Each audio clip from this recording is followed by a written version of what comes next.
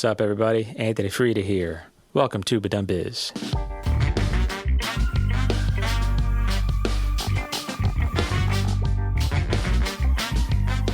All right, today on the show, we got Mr. Curious, the Curious Audiologist. That's right, he's not a musician, he's an actual audiologist.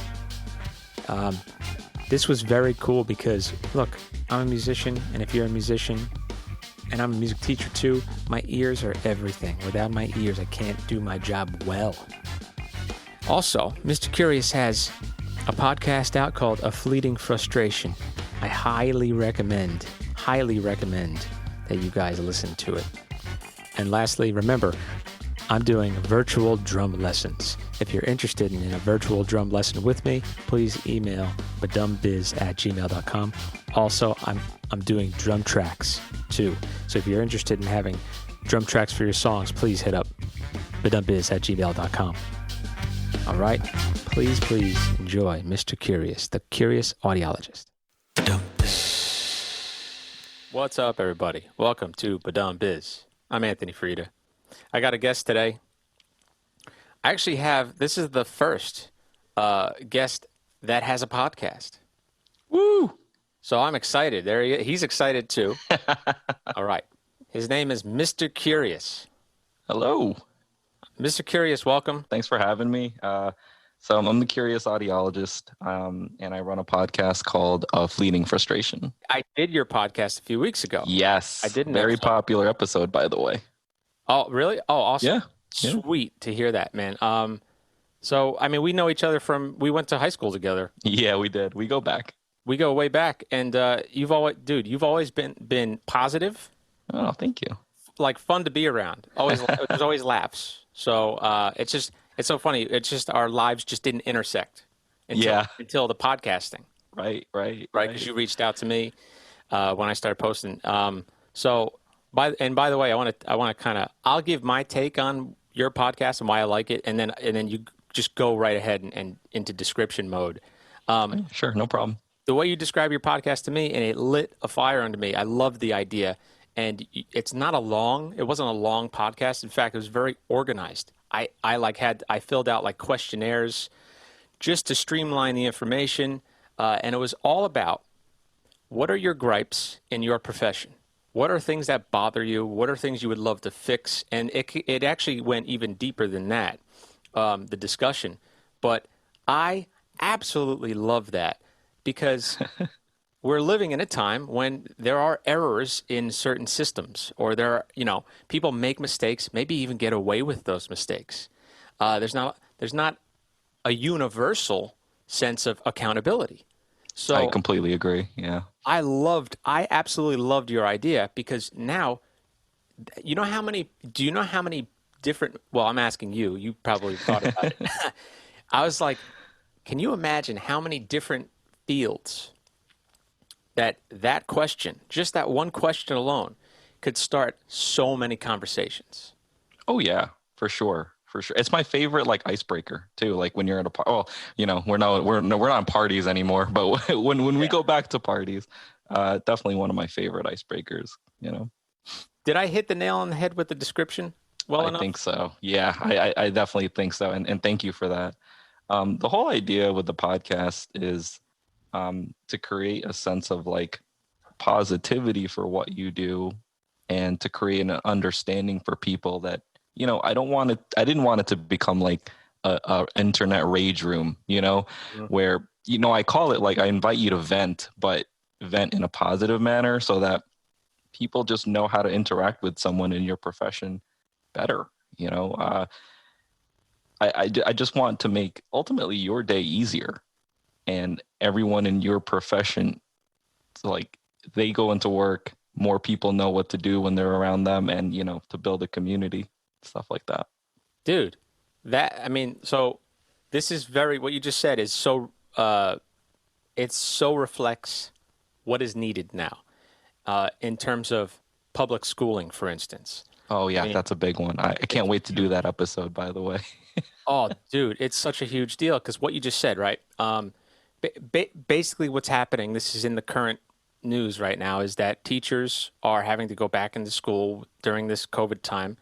And it was, I'll say this in my opinion, I don't know if the schools were given enough time with that decision when it was made to even come up with a new plan, a completely new plan. In fact, they had to invent guidelines, new guidelines. And they change every day. And that's the crazy thing now that teachers, because when this whole COVID thing happened, we did the right thing and we closed schools, in my opinion. And, because kids really do and should come first. But teachers now are learning what healthcare workers like myself, because I never stopped when COVID, hit, that you have to adapt on the fly. And bureaucracy, I mean, teachers know this better than anybody, that bureaucracy messes everything up, because there's just no common sense policies. I remember, when we went to high school, like, it was like a no tolerance for fighting. I mean, you could get the living like pulp beat out of you, and God forbid you defend yourself, and you're gone too. So we stuff like that. We actually have a common acquaintance who this is a high school story, so I mean, whatever. But yeah, this is a good one though. I mean, you just hit the nail. He whatever. Somebody cut the line in front of him in lunch. He was like, "What the fuck?" Right. And the kid was just like, "Okay, you want to start something." So anyway, they both go to their tables. All of a sudden, this guy, our acquaintance, is eating, and he gets jumped by like two guys, basically. One of those, and then now him and his friends are having to like defend themselves. Right. Well, there were cameras up, and I remember what happened to this kid, which they both got suspended. It's ridiculous. It's so crazy. But here's the thing. It comes down to either I don't want to do the work to think out, to do the work to think of and come up with the language to write it out, an ideal solution to these problems. We're just going to come up with a blanket way of doing this, hoping that, nobody makes a big deal about it and it just goes away, the problem. And I think that people, tell me if you agree with this, people that make those decisions or creates those ideas usually don't have to see it through. Oh my God. Yeah. It's easy for them to just write it down, right? And just send a blast email. And a lot of these people, they're like what I call like career, like they've just been through like, okay, I'm done grammar school, and I go to middle school, then I go to high school, then I go to college, and then I get my doctoral degree to get my ED or whatever it is. And like never really having like real world experience. And we all know these kind of people, the people that just aim to be the boss, I could be a really good boss, but have like no idea how it like really works. Like they've never spent time in the trenches. That's right.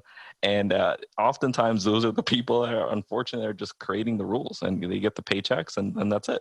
They go home and they're like, yeah, go home to my big house, my white picket fence, and I don't have to worry about it because I already sent the email. It's not my problem anymore. It may reflect America's obsession with status. Oh, for sure. Oh, hands down. Hands down. Yeah. And you kind of know what I mean by that, which is, a position like that, right? Like what you just said. We're talking like administration, right? We're talking VP. We're talking principal of a school. Hey, even further, right? Superintendent, right? Even like board of education members feel that like tend to have this air. weird, this weird power that they feel that they have to manipulate. Mm-hmm. I've seen it because my father has actually been on the board of ed in the town that we lived in, and the stories he would tell of just he's actually trying to do a good job. Right. And it just like, you just don't get listened to. It's like, what's the point even being here? It becomes, why are we a board? If somebody doesn't like somebody on the board of education, and the person who's not liked for whatever reason comes up with a really good idea, a really good solution to a really big problem, it doesn't matter how good the idea is. In fact, you would think that I'm going to steal that idea because that's such a Right. good idea and I'm going to take the credit. No, you know what we're going to do? We're going to vote the opposite because we want to bury this person. And Right. it's like how do we let the our world be run that way? Even our small worlds, Hmm. and it's an interesting that's I get anyway. That's why I love your podcast idea when you went into detail about, and that's why I mentioned teachers. People are talking shit about teachers complaining, right? Which is those people really haven't, I'm sure, done the work to put the pants on of a teacher, like just to imagine, right? To even learn what the day of a teacher is like, and then what it would be like. I guess healthcare workers are. It's still dangerous. However, most healthcare workers are in environments where they're they have the resources to deal with the sick. Completely agree. Completely agree. The PPE.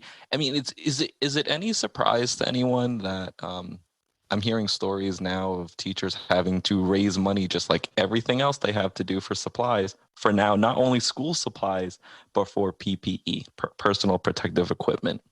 It's insane. Unreal, man. It's unreal. And you know, I think that's why I hope that as your listenership grows, this again, all it's such a thoughtful idea that little by little, just a little bit of informative, maybe even like a picturing of this is what somebody in this profession's life is like, and these are the problems they face every day, and they actually get. We talked about this on the episode I did with you, which is nothing frustrates me more than unnecessary problems that don't need to be there that get in the way of me being effective at my job. That Hmm. and then who really suffers? I don't suffer. I still get paid, but the client, the student, suffers Right. from that. Yeah. And that was cool. That was a cool episode, by the way. That was really Thank you. Um, yeah, like I said, very popular episode, and it's attracting a lot of new guests, actually. People reference your episode to me when I'm like talking to them behind the scenes. So thank you for being on it. Oh man, thanks for having me on it. I wanted to have you on this not just as as a return favor, Mhm. but what you do for a living is fascinating to me. Can you go into that?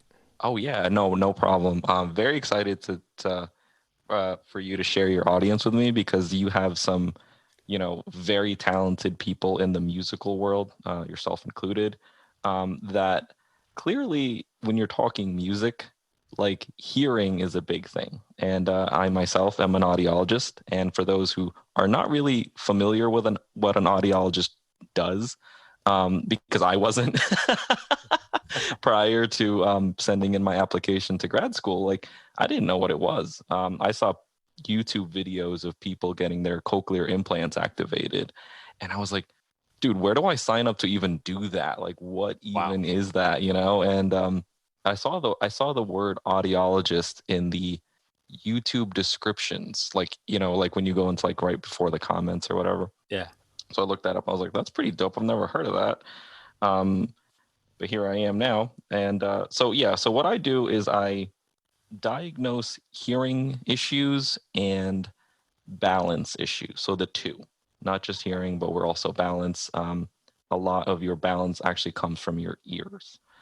Um, so we deal with a lot of musicians, like a lot, a Wow. lot.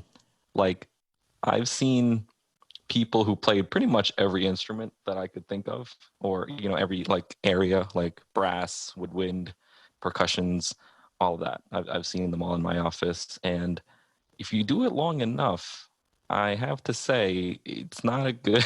It's usually, what I'll say is, if someone's been doing it for 30 plus years, the chances of them having normal hearing are slim to none. Yeah, and you're talking about yeah, are you talking about general play, like even a classical musician playing, let's say, the clarinet for a living? Even them. Yes, even them, even them. So, okay, so and normal hearing. Can you give a context to define what normal hearing would be?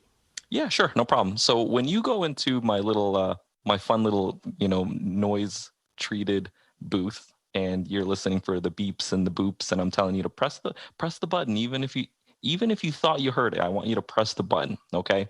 That's graphed on a chart called an audiogram.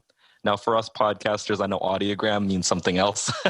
It's that thing that, shows the waveforms in your voice, and you use it kind of like to tease an episode or whatever. Yep. But an audiogram, in my world, the professional side of it is it is your prescription, we'll say. Okay. So when you hear the beeps and the boops, if you see circles, that means your right ear. If you see X's, that means your left ear.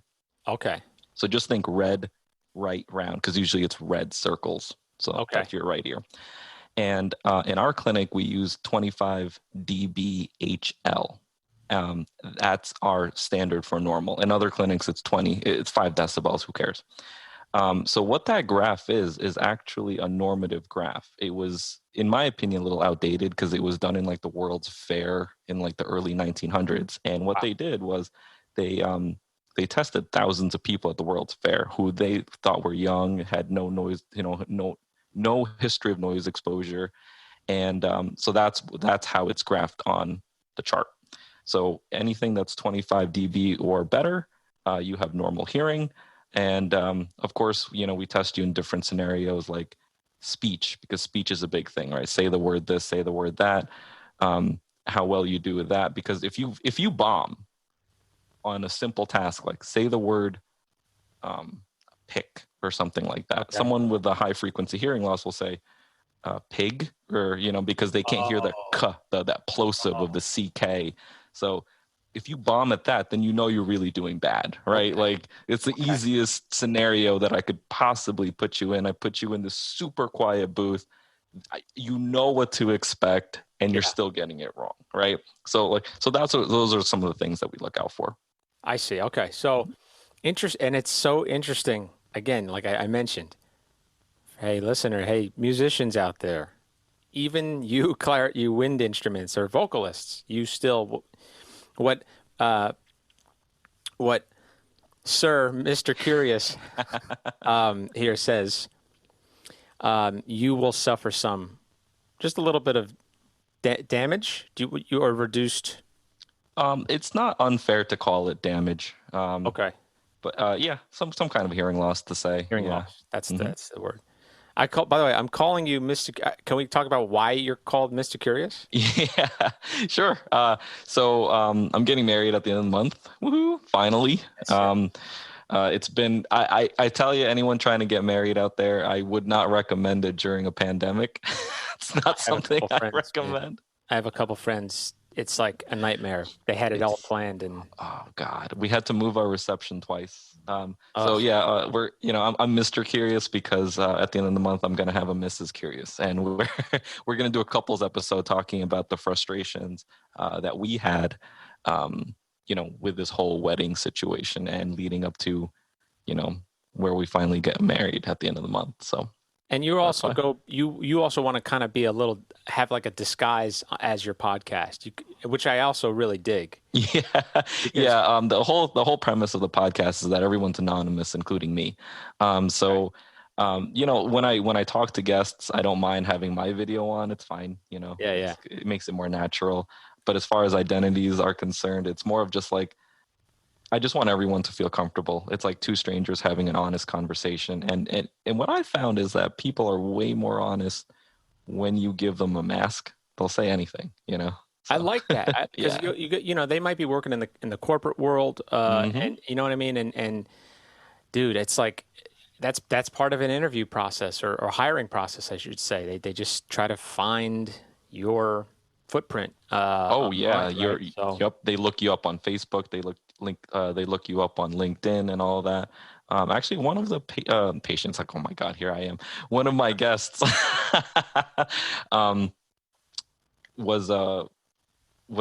she worked for HR for a huge corporation. Everyone knows this corporation. I can't say what it is, but it's one of the FANG companies. So FANG stands for Facebook, Apple, Amazon, Netflix, and Google. Okay.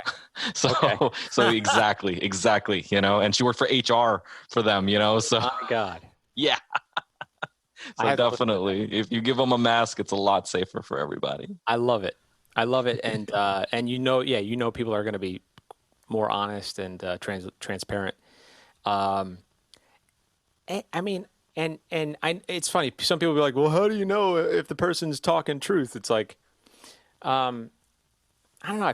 I feel like the depth of your podcast creates It's like words a safe space, a kind of. safe space. That's Yeah. right, a safe space that they can talk. You can get down to the details of the expertise. You're a smart guy, so you could ask the right questions. Thank you. You know what I mean? So I'm gonna keep saying that I love your podcast I idea. I appreciate it, really man. enjoy it. All right, so back to the ears.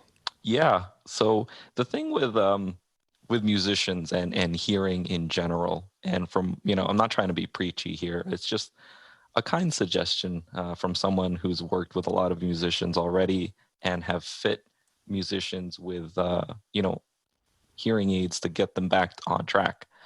What I have to say is, man, the thing with hearing loss is that you really don't want it. Clearly no one wants hearing loss, right? But is especially from a musician standpoint, Yeah. because your frequency response, your tuning, that all gets thrown off. Hmm. Um, I think I'm going to say 10 people so far that have been like very, very heavy into music. Like if they're not at their day jobs, they are performing music, Okay. um, and I've fit one or two professionals as well. And they both, I think, played the clarinet. Oh wow. Okay. Yeah, it's funny. I think That one was of them on the did, money. yeah, like a Cool. clarinet and like a flute, and then like one of them was just like clarinet. Um, Okay.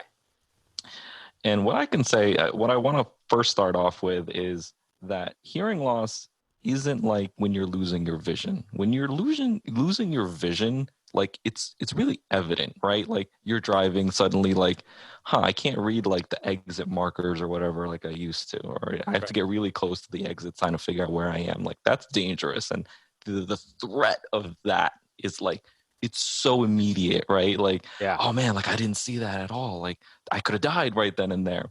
But for hearing loss, everyone always tends to like, I'm not going to say like push it aside or like, but it's definitely devalued when it comes next to vision, Okay. right? Um, and the thing with hearing loss is that for the most part, unless it happens overnight, which I'll get to that in a second, Sure. it's insidious, meaning that it happens over years and years and years of abuse, right? Not just musicians. Like I'll have people who, like, say they've worked in a garbage truck for 20 years, and those things Oh can get yeah. loud, especially when they back up that beep beep beep. Dude, it's so abusive. That's right. Construction workers, Mm. people in the military. My practice is really close to one of the largest air airplane manufacturers. So Oh like wow. that, yeah, like that, like the people who work there, dude, oh my God, when they're testing like turbines and stuff, like their ears take a beating. So anyway, my point Wow. is that you don't realize that it's going so much, like, as quickly as you do your vision, because you make up for it in certain ways. It's, oh, I'll turn the volume up, or what they said wasn't that important, or we all do this right now, even like we'll pretend we heard them and go and, and do that Oh awkward yeah. like, oh haha, and just laugh it off, and people are like, well, you didn't answer my question, or like that was weird, like it didn't match. Yeah. So like that's the first thing with hearing loss, is that it's insidious. Like you don't know you're getting it really until it suddenly becomes a problem, right? So oftentimes for musicians, when they start realizing it's a problem, aside from their family going, you got to get your hearing checked. Like, God damn it, Frank, like go to the doctor. Like I've Sounds like you said my grandfather's name. I've heard that oh, before. really?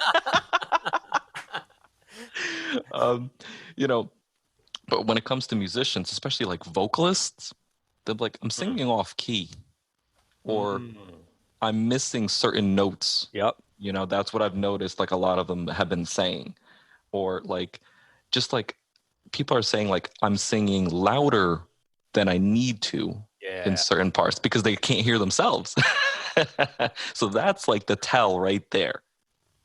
Can I ask you something? Because Yeah. I had like a music technology course in college. The guy was a Hmm. really good professor, actually, but he mentioned something about you ever get that ringing in your ear, and we're like, yeah, of course. Yeah. He goes, that's the last time you're going to hear that frequency. Is that true or no? No. Okay, That thank God. yeah, that is my favorite Thank you for wives' confirming. tale. And thank you for you actually segued into something that I was gonna get into too. So what that ringing in your ear is something called tinnitus. Okay, Okay, it's an umbrella term, and some people call it tinnitus. yeah, I've heard that. It's like it's really potato. The thing with saying like tinnitus, like that itis, in the medical world, that kind of suggests an inflammation. So when you're like bursitis or Oh, I see. appendicitis, like your appendix is inflamed. But Yes. with tinnitus, nothing's really inflamed. So that's Okay. why we say tinnitus, not tinnitus. But Okay. you're not wrong if you say tinnitus, whatever. Um, so that is my favorite wives' tale. A lot of like old school musicians believe that, and so do a lot of audio engineers for some reason. They all just Wow. think like that's the last time. Wow. I'm I so mean, happy you brought that up. I'm telling you, like, and there'd be stretches, right? Hmm. There'll be stretches of time where whatever the circumstances are, I'm performing a lot. Um, maybe the lessons that when you play it, you know what? We should talk about this too. Hmm. It's all relative sound. So, a trumpet in a decently sized room treated decently Right, right. is fine. It's not abrasive. In a small room, Yeah. it's damaging. You Hmm. can actually feel. It's funny. You can feel the frequencies Yep. hit your ear. Yep. So, but that, for whatever reason, I would be getting these every day. I would be getting these, ringing of a frequency, and I would go, oh, another one gone. Hey, Oh, another another one one bites gone. the dust. That's right. That's right. So Uh, good to know that that's bullshit. I'm so happy yeah. to hear that. So, I'm so happy to hear that. um, in a way, though, there is some truth to it. Okay. Okay. So let me get into a little bit of like the tinnitus, because that's a big thing that musicians also say. It's a big thing people with hearing loss in general always complain about, right? Okay. So it's not uncommon to have tinnitus in the same frequency region as your hearing loss. Okay. So you could Google it. Anyone listening right now, just Google noise-induced hearing loss and go to the images tab and see what you find. And what I'll tell you right now is you're going to see something that's normal, right? Like we discussed, above 25 decibels on the graph.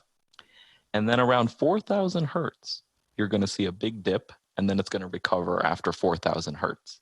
That's called a noise notch. And it's not uncommon for people to have tinnitus. If I were to match the tinnitus and like play that tone, they'd be like, oh, that sounds exactly like my ringing. And For see, so audio mixing people, sorry, for audio go ahead. mixing people, this is what he's talking about. Upper mids, Yes. upper mids. So like, I guess that's where your slappy, snare drum. That's where you would boost. I'm getting nerdy. Go on. No, that's perfect, dude. That's perfect. But yeah, like that's what you're talking about. I've been working and mixing, so I understand exactly what you're talking about, and I could totally visualize the notch. Yep. And we wind up doing that while we mix, actually. Oh, like compensating for it. Yeah, you can't, okay, in this room, I have way too much of these. Gotcha. So anyway, go on. Sorry to cut you off there. No, that was great. Um, but it's not that you can't hear that frequency. It just means that you need more volume in order to hear it. Yes. You see what I'm saying? So like, there is some truths to that wives' tale. Like, it's not like you can never hear that frequency again. It's just that you need more. You just need more volume. You need to compensate for your auditory system not being able to be so sensitive to that frequency. Gotcha. Is essentially what's going on. It's not that you can't do anything about it either. That's like one of my biggest pet peeves. So like say you're a musician and you're up late in the night, and it's usually during the quiet hours that you hear tinnitus, like early in the morning after a long day. And stress is a big exacerbator of tinnitus too.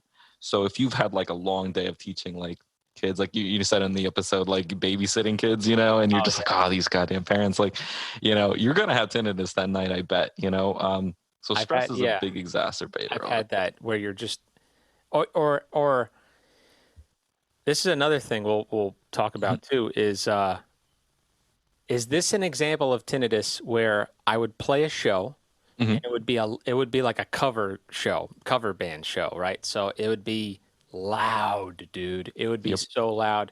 What happens throughout the night is the guitar players keep turning up, and then the vocalist keeps going to the sound guy, turn up. Everybody's volume's going up, but there's no equalization happening, which is really what you're talking about, is that frequency area needs to be, there's a dip there, so we need to boost that area, not all of the frequencies. So at the end of the night, I've been bashing. I actually couldn't play with earplugs because I couldn't hear the articulation. Yes. So now my ears are totally exposed to this, right?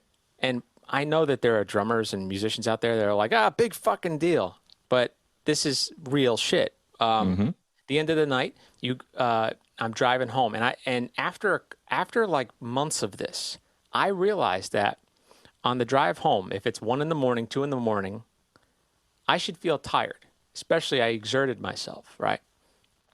And meaning I should feel it in my eyes, like, okay, I can go to sleep soon. But usually what will happen is after those types of shows is I don't feel tired in my eyes. My body feels tired. I'm actually fucking beaming awake. I'm wired awake. And I have to actually, when I even go home and I'm in my quiet room, the humming in my head is insane that I can't get to sleep. And it takes like another 2 hours for even that to calm down. So is this an example of tinnitus? Yes, it's an example of not only tinnitus, but what we call in audiology a temporary threshold shift. So if I were to test your hearing prior to a show and then test you after, I wouldn't be surprised if all your results like were poorer right after the show. Really? It's just a thing that, because you stress the auditory system, and I'll get to that in a little bit, like what you can do to protect yourself in a sense as a musician. But yeah, that's what we call a temporary threshold shift. Okay. But it's temporary for the most part until it's just repeated abuse and then becomes permanent.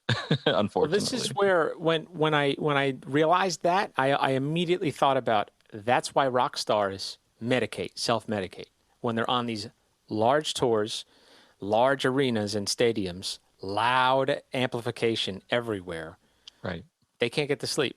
Even the adrenaline from the show, they just can't rest. And totally makes sense to me when I started to experience that, even on a minor level. Like I'm just a guy who got paid $100 that night. You know what I mean? And, so that's cool to know more details about that. Yeah. So just to recap whatever we just said about tinnitus, so far, I'd like to say, because I'd like to say what you can do about it. Tinnitus, it's just an umbrella term, because some people don't say it's ringing all the time. Sometimes it's buzzing. Sometimes it sounds like the ocean or something like that. It's just an umbrella term. So when I say tinnitus, that's what I mean. It doesn't just have to be ringing. Okay. Got you. Okay. Or some people say it sounds like static or something like that. Like, okay. If at any point, for anyone listening out there, if at any point your tinnitus is in sync with your heartbeat, go see a doctor, because that could be something more serious. Say that. Okay. Say that one more time. Sorry. Yeah. If your tinnitus is in sync with your heartbeat, if you hear your heartbeat in your ear, go see a doctor. Oh. Because it can be something more serious. Okay. Oh. Yeah. So that's just like a little. I've experienced that, but not. Like, if it's like a constant thing, like if it's something that, like even if you just woke up and, when you just wake up, your heartbeat's not like racing unless you had like a really terrible dream or whatever, you know, or you got like woken up by like a truck horn in your ear, but it generally, like if you wake up peacefully and you're hearing your heartbeat like bump, normal day, then you should probably see a doctor. Okay? I see. But what I was going to say about tinnitus and treatment for it is that, oh God, it's going to sound so bad when I say this, but like, Hey. there's no cure for tinnitus. Okay. Okay. But that doesn't mean that there aren't ways to manage it. Because I hate when, like, because you could go to like your general practitioner or your family doctor and say, hey, I got ringing. And I hate these old school like doctors that honestly should just retire. Oh, there's nothing you could do about it anyway. It's like, Ugh. why would you ever tell someone that? Because like I've seen patients that like, dude, they've got like bags under their eyes because they haven't slept because this ringing's keeping them up, and they're like literally on the point of like suicide. Like, I'm not even joking. Like, why would you tell someone that? Like, who, like, that's so insensitive as like a medical professional. Like, why would you even start there? I um would say that bedside manner lacks oh, in some fields, man, and big I've experienced time, it too, man. big time. It's you know what it is I understand. Oh, I didn't because I'm a doctor. I just tell you what the problem is and whatever. It's more than that, dude. And all Yeah, of it our really jobs are is. more than that. Mm-hmm. All of our jobs. If Yeah, you think the checklist of what the job requirements are or what you are expected to do, if you think that is it, you know, I don't know. You might not be right for the job. You got to do more, and right. you got to be a fucking person. Sorry, You I can't. had a bad experience with that because I had or still somewhat have carpal tunnel syndrome, and mm, unfortunately, I went to a hand surgeon. I didn't realize that was a bad idea. you're right. He's just looking at you objectively is what it is. He was It's like, looking to this is what slice we me got to open. fix. This is it. To be honest with you, it's like he wanted to slice me open, and he was, Yeah, yeah, yeah. and didn't want Surgeons to are hear. so into that. Like, that's what they want to do so bad because that's what they went to school for. Like, that's Yeah, what they know to do. So they want to get to it right away. makes sense. It makes I'll forgive him. All right, but all right, go on. So you were talking about Yeah, tinnitus being treatment. so bad that yeah, okay, cool. So, like, don't listen to people when they say that. Like, there's nothing you can do. Yes, there's things you can do. See an audiologist. See someone who specializes in tinnitus. Audiology is just like any other like medical degree. We don't have a medical degree. Like, we don't get a medical. We didn't go to med school. We have a doctorate degree in audiology. But people specialize in certain fields. Like, some people specialize in educational audiology, like working in a school for the deaf or something like that. Or some people specialize in like cochlear implants and stuff like that. Some people will specialize in tinnitus management. Oh Okay. wow, So one of the big things whenever someone comes to me just for tinnitus, and what I always tell people is there are things you can do. Number one, analyze the day you had. Because like some people it's not there all the time. So analyze the day you had. If you had a really stressful day, don't be surprised that you have tinnitus at the end of it. okay, Okay. Because what we know about tinnitus is that it activates the same part of your brain as stress. Like the auditory pathway, like it just like rubs through that part of your brain. interesting. So that's why. The thing is, it's like, so sorry, I'm like tripping over myself because I'm so Oh, excited about this. go. You I'm excited, man. you you have to like I said, analyze your day. If it's been a hard day, then that's probably what's causing part of it, right? So that's step one. Step two is sometimes being in a super quiet room will make it worse. So what I suggest is playing what we call fractal sounds. Like, what are fractal sounds? Fractal sounds are sounds that are repetitive but not too repetitive. So things like corny things like waves crashing on a beach, or um, like birds chirping in like the Amazon, like those old like remember like East Meets West kind of soundtracks. Yes, yes. um, but those sounds in and of itself are not enough. You have to pair that with like relaxation strategies. So like what you were saying earlier, like with these stars that like have to self-medicate or whatever to get away. Like, I'm not surprised, like you said, I completely agree with what you said, that they do that. That's probably a lot of it has to do with some ringing that they're dealing with that they don't talk about. I bet you they don't even. That's the thing. When you really become aware of something, and I've noticed you can kind of get hypersensitive to it, Yes. and then obsess about when you feel it, how often you feel it, and I guess those guys are just, these people are just like, next show, Yeah. let's party. But it catches up to you, I'm sure. Oh yeah. I've had a guy who he wouldn't name who he was touring with, but he was like, believe me, you know who. But he was like part of like their equipment. He like set up the equipment before every show and like helped tune everything for like 30 years. Wow. Yeah. And he's just like, if I could just tell younger me to just be a little bit more careful, I would, you know? Man, so now what? Okay. So do you want to continue talking about like treatment? Do you want to talk about prevention possibly? Where do you Yeah. want to go with that, man? I just want to say one more thing about tinnitus, and then I'll get into just general everyday for the musician, like what you can do to help protect yourself. Perfect.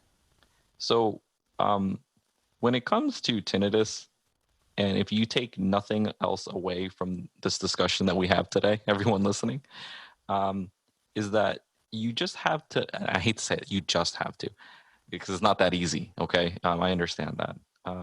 But you have to make the switch in your head to say, this sound that I'm hearing, this phantom sound that no one else can hear but me, I know it's there. I'm not crazy, right? You have to understand that it is a sound that is not going to harm you. That switch alone is huge. Okay. It is huge for anyone dealing with this chronically. Okay. So that's like the main thing I just want to say for everyone listening out there who might be dealing with this, that make that switch in your head. You'll notice that it will make a difference. And if that doesn't help, go see a specialist. There are other things that we can try, but that's a really good starting point. That is powerful what you just said, because it's so realistic, down to earth, concrete floor. Like that is truth, because a psychologist would say the same thing about a thought.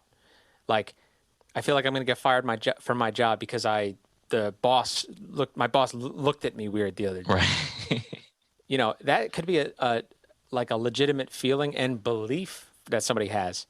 But from the outside, the therapist could be like, you're actually not in danger at all. Even if you do get fired, you're not in danger. And that what you just said is so powerful. I would say people should say that about anything that they're not truly, their health is not suffering from. Yeah. Yeah, that's powerful, man. You will it, you in a sense, like you are your thoughts. So That's right. if you just start from there, then I think everything else is not that it will fall into place, but it just makes it easier too. Man. So one other thing that I've heard about the ear, the inner ear, and when you talked about balance, I think my father years ago had vertigo for a little bit, for a couple of days, and he explained what it was about. I actually didn't see, he hit it pretty well, but he explained what it was like. And I was like, really? He's like, yeah. He's like, I didn't know, like, where your balance is, where gravity is, right? I didn't know during that period of time, and it turned to my stomach. He's like, I couldn't lay down. I couldn't get comfortable. And now I might have heard it on, it might have been another podcast, but is it something about there are these crystals or something? What is this? Yeah. That's the most common kind of vertigo. Vertigo, when you say vertigo, that just, you're describing a symptom. Because when people say, oh, I have the vertigo, it's like saying like, I have the pox. It doesn't really describe anything. Okay. It's just a symptom. So vertigo is a symptom. And vertigo it's really, sometimes it's used interchangeably with like dizziness, lightheadedness, like imbalance. Vertigo, true vertigo, and what your father was saying, and it sucks. Like true vertigo sucks because you don't know right from left sometimes. You don't know where up from down is because it literally takes the feet out from under you. So vertigo is characterized by room spinning. And I could speak for myself when I say this. I had like too much to drink one night, and at the end of the night, like the room is just spinning and you're like on the floor, Every time I have too much to drink, that's what I feel. Yeah. So that's Every vertigo. time. That's I know vertigo. that feeling. I usually throw up and I'm fine. Yes. Yep. But that, no joke, it feels like you're on a ride. And you know that you had too much you have too much stuff in your stomach. Yeah. That's what it feels like. So that's vertigo. Yeah. That's true vertigo when the room is Unreal. spinning. The crystals that he's talking about, it's called BPPV, Okay. and that's really common after the age of 55. So I don't want to get too deep into that, but like the What's that stand crystals. for? Oh, it stands for benign paroxysmal positional vertigo. So that's why we just say BPPV. It's just a lot easier. Benign So is the key word, though, right? benign, yeah, it's very common after, like I said, when you turn like 55. And the inner ear, the cochlea and the semicircular canals in your inner ear, they act like an internal gyroscope. So if you turn your head like this, if you do like a yaw maneuver, like think of like touching your ear to your shoulders like that, that's Okay. a yaw maneuver. And when you're walking forward and backward, these canals let us know like, hey, we're moving that way. And they use like these little crystals that usually hang out at the base of each canal. But what happens is those crystals get loose sometimes. So when you're moving your head, the fluids in your inner ear are still moving, except now the crystal ain't in the right place. So your body picks up on that and goes, whoa, where are we? Right? Because your gyroscope, your accelerometer inside your head is Dude, not in the right place. The way you just explained that is fascinating. I kind of understand it way better. Yeah, so that's a sense. So the treatment is like physical therapy usually, Wow. and it's just a bunch of movements that you could look it up on YouTube if you wanted. It's called the Epley maneuver for the most part. Sometimes, yeah, the EPLEY Epley maneuver. That's usually what you treat it with. Sometimes if it's a different, because there's 3 canals, 90% of the time it's that one canal that the Epley maneuver is for. But Okay. other times it's not. And you know, I'm not going to go into like what differentiates all that. But for the most part, if you're curious about it, if you're listening, just Google Epley maneuver and yeah, check it out. And that's what we would do to like help that out. Wow, man. Don't drive. Do not. Yeah. Don't go faster than 5 miles per hour. Yeah. Don't get on the road with the rest of us. Oh my God. It's so funny because that is something, and I've heard it. You know what? It was on a podcast too, and I heard about somebody else having a bad case of vertigo for like over a week, and no sleep, couldn't eat really. I mean, just constant discomfort, and a type of discomfort that you can't find anything There's no solace for it. like there's no position you can get in to escape this discomfort. Yeah. And, And like I said, like nauseous. like BPPV is, I hate to say harmless for the most part, but it's less severe than other forms of like other pathologies that give you vertigo. Like something like Meniere's disease, like you're literally on the floor spinning for 4 or 5 hours and vomiting the whole time. Like I've had patients tell me with like actual Meniere's disease, like I had to crawl to the bathroom and throw up because if I stood up, it would be worse. And I've had like, this is gonna sound, I've had like patients like had to go to the bathroom on themselves because they couldn't make it anywhere, kind of deal. That's real life, man. It's gross, Yeah. but it's real life, man. I mean, Yeah. so how does Meniere's disease, you just said, right? That's what it's Yeah. called? Mm-hmm. How does that develop? That is again, without going into like too much detail, it's just your inner ear has 2 different it's got 2 different fluids. It's got one that's filled with potassium and one that's filled with sodium, and they're usually kept apart really neatly in your inner ear, but the lining in that inner ear, for whatever reason, it ruptures and then the fluids mix. So like it's not supposed to mix. So that's what's causing that hours long, spinning. Yeah. What could rupture that inner lining? Oh, that's the $1 million question. Oftentimes it's more sodium. So if you have Meniere's disease, your doctor will be like, lay off the salt, lay off the salty stuff. Mm-hmm. Holy shit. So now we're talking about diet. Yeah. Interesting. Yeah. So like, again, like what we were talking about vertigo, like it just depends on what's causing it. Like vertigo is just a symptom. You want to go what's causing, like what's the root cause? Root cause. Yeah. Which, if we go back to, talking about being effective at your job, yeah, don't just treat the symptoms. Try Yeah. to solve the root cause. Yeah. Wow, man. Because that I will say, every time I've heard a story about vertigo as a symptom, that is, even for a day, it sounds like a nightmare to me. Yeah. And I always think about that I'm more susceptible to it because I drum for a living or whatever. That has always has me nervous. But I wear earplugs when especially when I'm in a small room playing drums. Thank you. Thank you. And your body will thank you like 20 years from now. Yeah, and so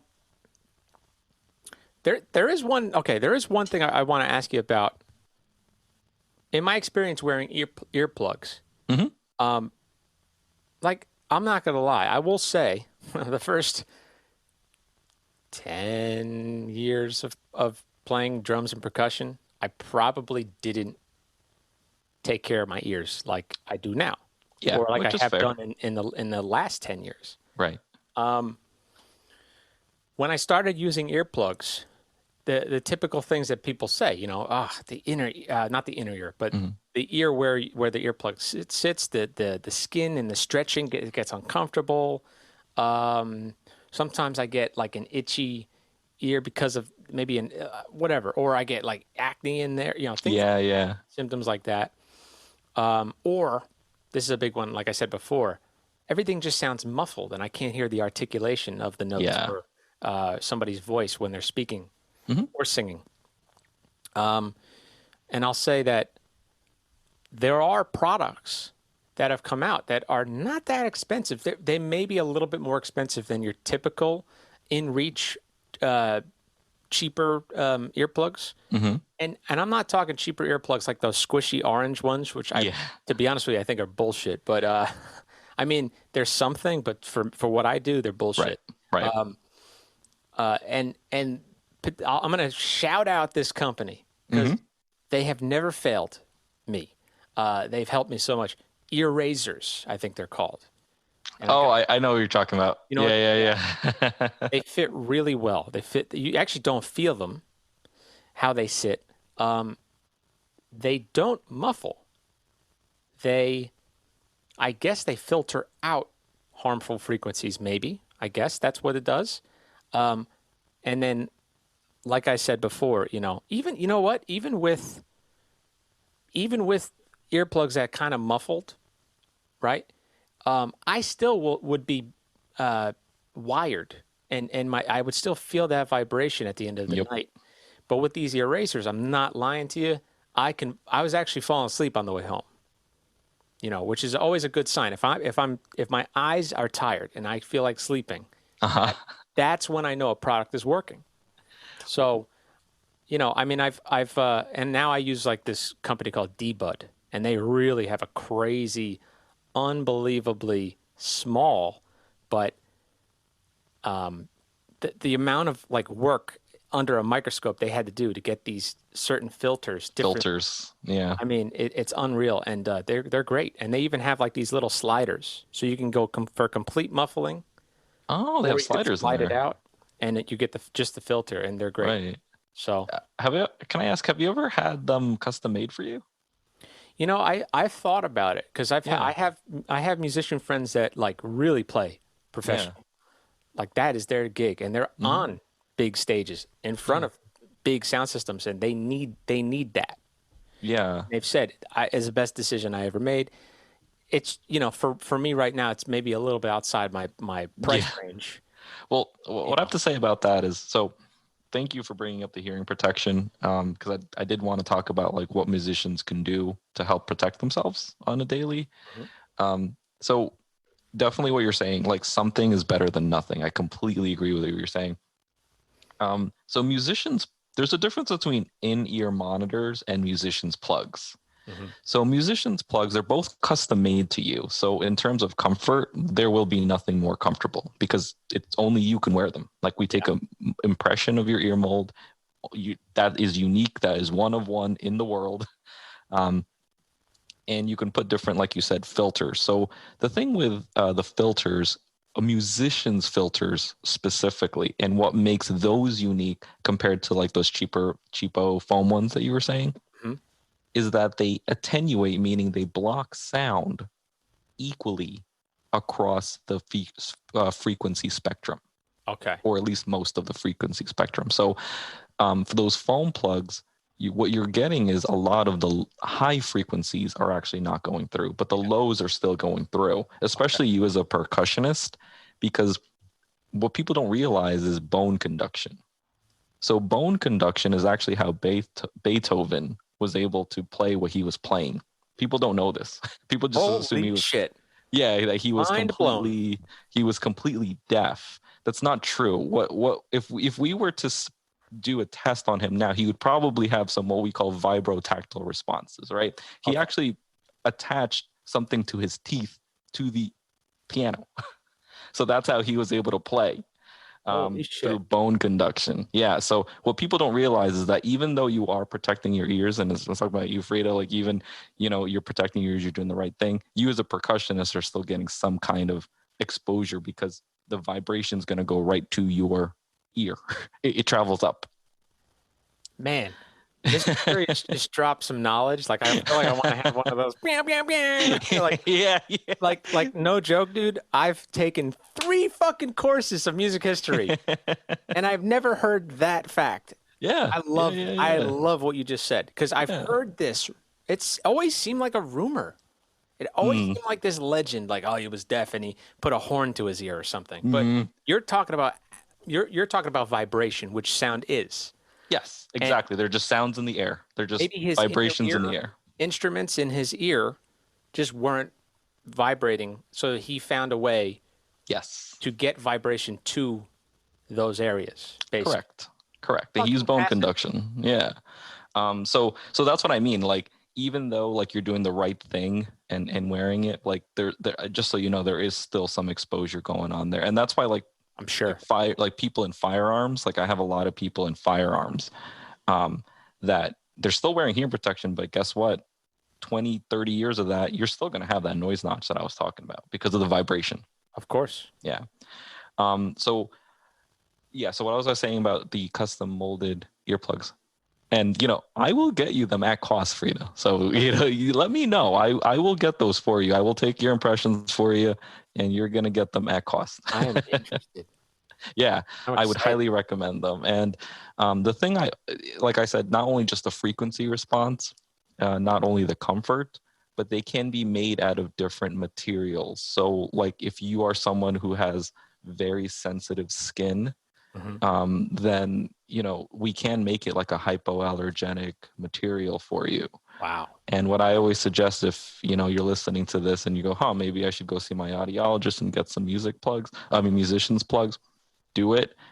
Get them in an obnoxious ass color. The reason I say this is because I want them in black. Okay, you have a black gig bag, you're gonna throw them in your gig bag. Good luck finding them ever again. So like that's what I mean. Get them like bright green, Smart. orange. Yeah. Smart. So fucking smart. Actually, you know what? That is a reason I've thought in the past of I'm not spending that amount of money on earplugs. They're gonna get lost. But I like that's a great okay. Yeah, make them obnoxious colored, and they range Wow. from about $200 to $300. So yeah, they are not cheap. They're Yeah. definitely not cheap pieces of equipment. But yeah, hit me up, dude. I will be happy to make some ear molds for you next time I'm up. Can I by you. ask you now? Can I ask you? Because I have in-ear monitors. They're not the best by any means. Yeah. They're maybe $200-$300 at most. They're Sure, that company. Sure. Yeah. They're you immediately hear why you should have spent more money, Yes. and you feel it too.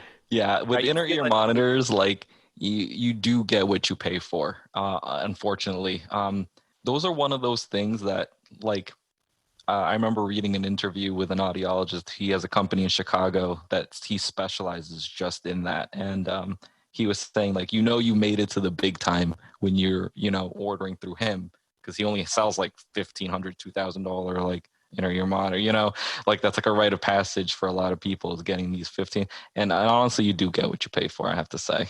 Can I ask, because when I've used them in the past, I've always had a fear of, because it's happened in my home recording process, not bad, but Yeah. like where, oh, fuck, I accidentally, turned a knob or something like Yeah. that. You get this jolt of, they're isolating, basically. In-ear Yes. monitors, they basically isolate you from the rest of the world in terms of your hearing.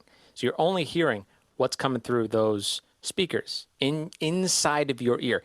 In fact, they're so deep in your ear, it's a little fucking weird at first. You gotta get used to them. Especially if they're not like molded to your ear to seem like they fit, right? And so I've always had this fear of on a gig and there's a sound person that I don't know, and I want to use. I'm always like, should I even bother using in-ear monitors tonight?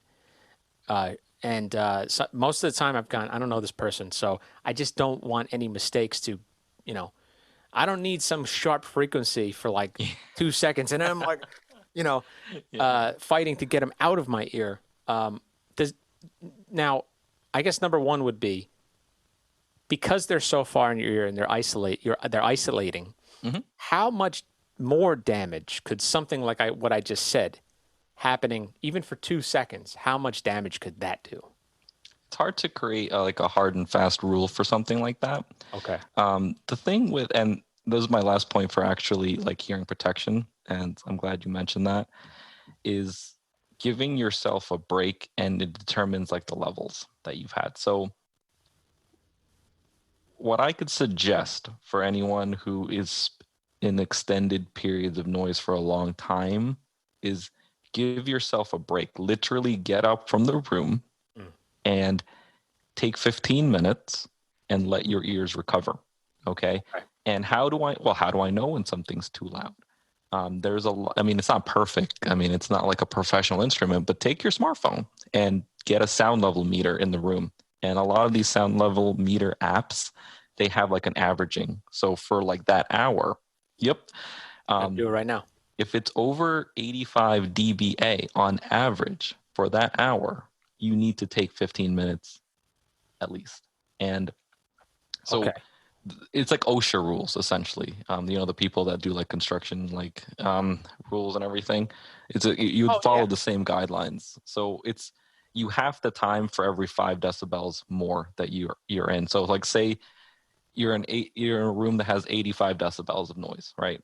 Okay. You're allowed to spend an hour in there before taking a break. Okay. If it's 90 decibels for an hour, you're allowed to spend 30 minutes in there before taking a break. If it's 95, 15, and so on and so forth. And after 85 decibels, you should be wearing hearing protection. Wow. So if it's reaching 85 decibels, you really should be protecting yourself. So that's like the real easiest thing. So to get back to your question about the inner ear monitors, it all depends on how loud is it in there in your little ear chamber, right? If it's approaching dangerous noises, then you don't want to be, doing it for too long. As far as that one burst of noise, I've seen patients where they report like, I was changing a tire and it didn't explode, but it made like this really like sharp like kind of like the air coming out, and we see like a dip in so some people that's happened to, and it's not. It all depends on the person, unfortunately. Right? Mostly, probably. Sometimes it's not. Sometimes it's permanent. And so then let me ask you this question, because this is back before I met you. Actually, I was maybe like 13 and like an idiot. Me and that like next door neighbor were lighting off little firecrackers, right? And like idiots, why am I holding it and he's lighting it? Yeah. Right. And he lit it too close down the I guess would be the fuse or the wick, fuse. Yeah. Right. And it exploded in my hand. Oh God.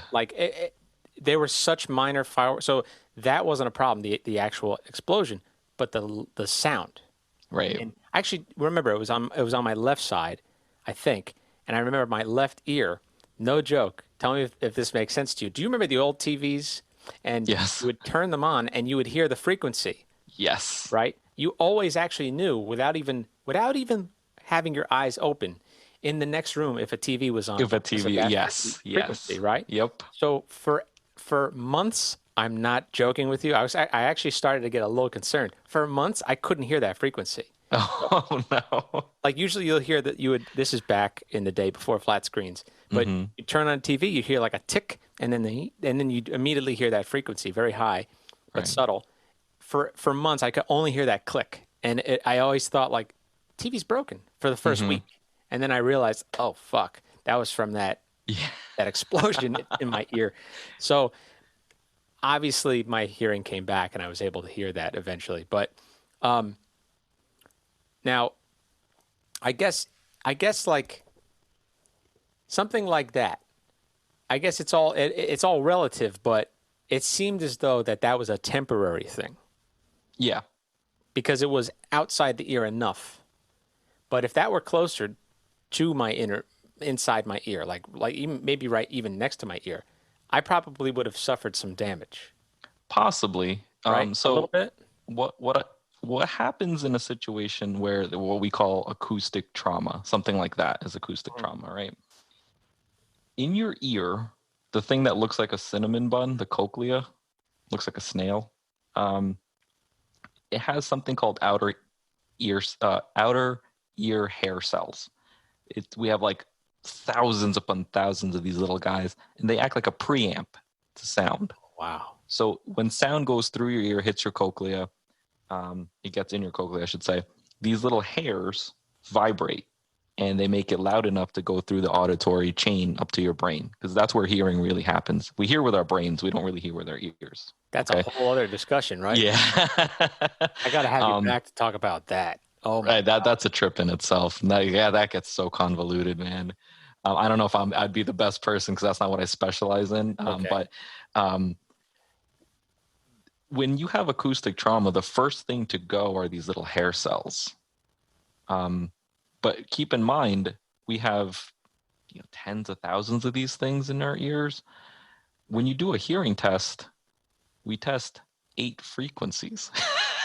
The human ear is capable of hearing from 20 hertz to 20,000 hertz. Mm-hmm. But the reason we don't test that is one, you'd be there all day and you'd probably fall asleep. Okay. And two, we are worried more about speech because the communication is what we're really communication specialists. Okay. So that's where a lot of like the speech frequencies are located. So that's why we test that. So my point is, sure, could some outer hair cells have been damaged during a period like that little acoustic trauma incident? Yes. If you did a hearing test, though, it might not show up Interesting. because we only test 8 frequencies in 2 years. Interesting. For the most part. I mean, there are some high frequency. Any audiologist listening, that's not true. Yeah, I know. I'm talking in generalities here. Interesting, man. Yeah. Okay. Interesting. Okay. What? By the way, one last question about when you were Yeah, offering not a me problem. the mold, right? Yeah. Uh-huh. Would that mold be like something I could take to get in-ear monitors? Yes. What would happen is we would have to request them to send it back. Because Interesting. what happens is I literally put like a putty in your ear and I take an impression Mhm. of your ear canal and I send it out to the company who makes them. And usually they keep them on file. So because sometimes it doesn't happen all the time, but you get them and you're like, it doesn't feel quite right. Then we just make slight adjustments and they know to make the adjustments where because they have the ear molds, But Interesting. Okay. you could request it back, or at the time you're taking the ear mold, just say, hey, give me 2 sets. They might charge you a little extra for that because obviously that's materials that you're using. Yeah. But just say, hey, while I'm here, let's take 2 sets of each ear. That way I get to keep one, and then you get to do whatever you need to. Yeah, I mean, I've thought about it over the years. Like, if I had the money to spend, for sure, specifically with in-ears. Yes. I have a handful of musicians actually who have told me spend the money. Yeah, I would agree with them. They say you don't even understand. You don't even understand the quality, and for them, it's not even just when you put on those Bose headphones, you're like, oh man, this is great. But Yeah. you're thinking in the sense of I'm listening to music or a podcast, whatever. or watching a movie. It's almost it's an entertainment thing. Yes. But for them, they're saying functionally on the gig, I never have to worry about monitoring ever. Right. And I control my own, like they'll have their own mixer next to them. Yes. And I was like, that sounds ideal. And if I had, yeah, for sure, I would love to have that. In fact, I'll be honest with you too, even recording at home. So I don't know if there's drummers that like to record. I'm sure they can relate to this, but depending on your setup, it's hard to get, and this is all dependent on even your computer. If you can get an actual EQ'd recording mix of your own sound, sometimes people's computers aren't fast enough to record, and because sometimes you have latency and all that shit. Latency, yeah, I was just gonna say that, yeah. Oh man, but like that's where in-ears are a little better because you hear the crispness of like something like the cymbals. But again, if you don't spend the money, you lose a lot of the low end. Yes. Right? Because the technology that has to go into such a small little piece of machinery to get those low frequencies to pump out into your ear, that's what you're spending the money on. So I guess if we're talking about like earbuds, like Apple earbuds, you're limited on the spectrum of the frequency range, the frequency spectrum. You're so limited to what you're going to hear. Yeah, the frequency response. I mean, like you said, you can only put so much in something so little. And the ear, right? And the thing is too, it's like it all depends on your ear. Like some people will demand like I make the smallest hearing aid for them or like the smallest plug or whatever. And I'm like, part of it is up to the manufacturer, but part of it is also up to your ear. If you have a really small ear canal, some of it's just going to have to sit outside. You know, it's going to have to sit in like that bowl of your ear. Because like you said, I completely agree. There's only so much you can do in something so little. Would you say that if a musician were like, you know what, I actually have the money, I'd like to actually invest in in-ear monitors with a mold, would you suggest to them to go to an audiologist for the mold versus going through the company? Hands down. Hands down. Right now, a lot of companies, what I've found with inner ear monitors is that they're like, oh, you don't even need an ear mold. You download our app and somehow the app, like you hold your camera up to your ear. And I'm like, how is that accurate? Like, I don't see how they're doing that. Like, unless there's like, you know, like sonar radar rays or whatever coming out of your phone that you know, and I doubt like a new startup company like that has the funds to even create that kind of technology. Yes, for right now, you know, I can't speak for 10 years from now when technology gets better, but for right now, definitely go to an audiologist, get that professionally done, and they won't charge you an arm and a leg. Most clinics, at most for molds, $50 to $100, depending on the clinic. You know, and you know what, man, like you've actually really. You've got me thinking more about the health of my ears because I you know, every time I'm having a conversation about what I do for a living and why I'm good at it, it all comes down to, I always say, I've just learned to listen really well. I can listen deeply and when you listen very closely to finite details, you just get better at identifying. For me, it would be like rhythms, fast, very, very fast rhythms, subtle in the background of a mix. But without the instrument of my ear, because it is an instrument in itself. You got two of them. Oh, sorry. You got two of them. Completely agree. I don't have that skill anymore if that goes away. So, I mean. Or it becomes really hard. And then you have to spend thousands on a pair of hearing aids to get it back. Maybe. And I've heard a few people say that it's a bummer, having a music, being a musician and having to use hearing aid to even play music. It's a bummer because it's not natural. It's not. Yeah. Wow. I mean, don't get me wrong. There are some great hearing aids out there and talented audiologists that know how to really, you know, manipulate sound to get to where you need to be. But for the most part, you know, I would somewhat agree with that statement. It's just because the sound isn't just going through your ear anymore and you're hearing it naturally. It's going through a microphone that is then being processed through a machine and then get, you know what I mean? So Yes. yeah, I mean, for people who are really sensitive in their ears and know like musicians are, like, you're going to notice a difference. I can't lie. I can't say. So to sum it up then, Mhm. Mr. Curious, he recommends that you go to your audiologist now with no hearing problems. Yes. Get a mold. Get a hearing test too. Get a hearing test. Get a mold of your ear. Get proper ear protection plugs. He doesn't. You don't want to see them when they need when it's like urgent. Nothing personal.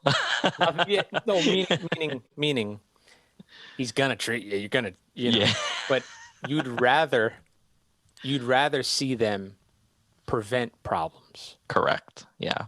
Okay. An ounce of prevention is what is that saying? I don't even know. Oh, I've never heard it. Oh, it's like a teaspoon of prevention is worth more than something like that. Man, I felt like a Michael Scott. Like I just started a sentence and I hope it finds its way or something like that. Yeah, somebody else quoted it, like the Wayne Gretzky thing, and then yeah. I love that, dude. This is fascinating. I would love to have you on again to talk about the brain. Yeah, I mean, that's a whole nother episode. I have to prepare for that one. I mean, me too. Yeah, for sure. Because you do. It is interesting. I always kind of tell my students, like, in your mind's ear, and some of them look at me like, "What the fuck are you talking about?" Yeah. And that's the ability to play a sound in your mind that only you can hear. It's when you think of. I mean, visually, it makes sense to me because. Primally, that's how we survive. As to survive in the primal world, humans needed to have a visualization, I guess, to know what to look out for, to remember that was dangerous, For sure. But I mean, I guess it's interesting to play back something audio in your mind. It's like. It's weird to think about that we could do that. Oh, the brain is crazy. And I just know about like a little bit of it, like my little section of the brain. It's crazy. One of my favorite facts about the brain is that it named itself. Oh. Wait, can you explain that a little bit? Yeah. You just said, like, it's just like, it named itself, right? Like how else did we think of the brain? The brain did it. Or another favorite saying of mine about the brain is, the brain is the best organ according to the brain.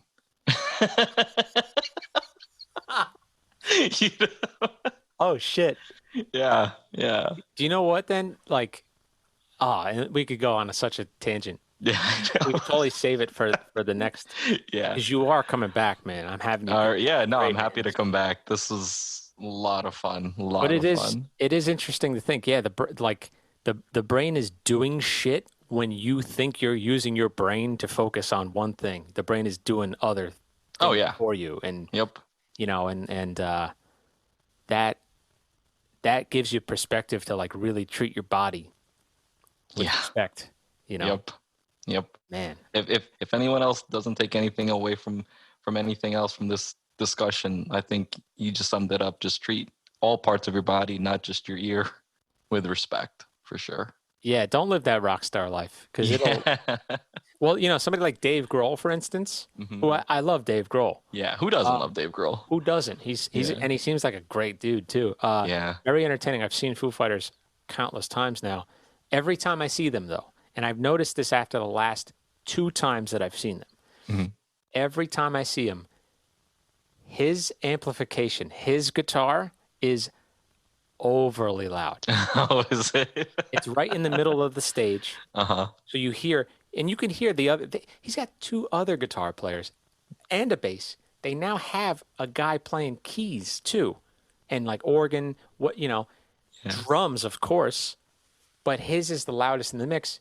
He's talked about, he's like, oh, my ears are fucked. He's like, hearing damage, and So, it's like, I guess my point for bringing that up is even somebody like Dave Grohl his performance now, in my mind as a fan, nobody has to agree with me.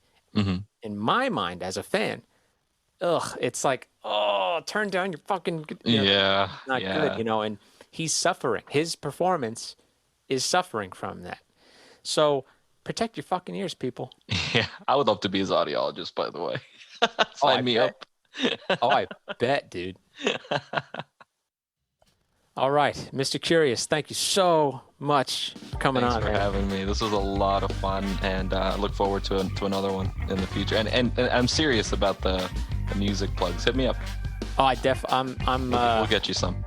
I'm gonna hit you up about that for sure. So to plug your podcast one more time, A Fleeting Frustration. Please listen to that podcast. It's actually, and that's gonna grow. The more that grows, I'm excited for you because I love the idea. So, and everybody start consuming this podcast. It's gonna be important. Thank you so much. I really do believe that. All right, Mr. Curious, thank you so much. Thank you for having me. This is a fantastic podcast, fantastic show, and I look forward to the next one. Thank you, sir. All right, Ba Dum Bizz to you, everybody.